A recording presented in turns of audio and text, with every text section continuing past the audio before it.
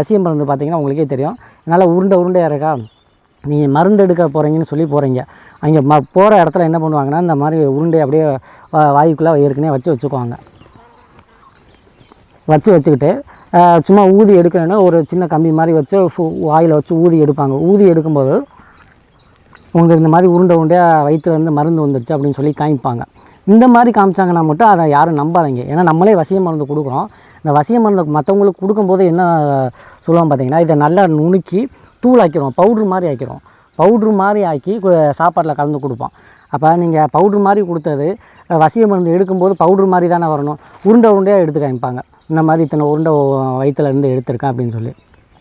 யாராவது உங்களுக்கு இந்த மாதிரி உருண்டையாக எடுத்து காமிச்சா அதை யாரும் நம்பாதீங்க. அதெல்லாம் பார்த்தீங்கன்னா நீங்கள் போய் உங்கள் காசை கொடுத்து நீங்கள் ஏமாந்துட்டு வர்றது தான். தேவையில்லாமல் அந்த மாதிரி யாரும் போய் ஏமாறாதீங்க. அப்படியே உங்களுக்கு சந்தேகம் இருந்துச்சுன்னா, வசிய மருந்து இருந்துச்சுன்னா வயிற்றில் அதை எப்படி நம்ம முறியடிக்கிறது அப்படிங்கிற விஷயத்தை நான் உங்களுக்கு சொல்லிடுறேன்.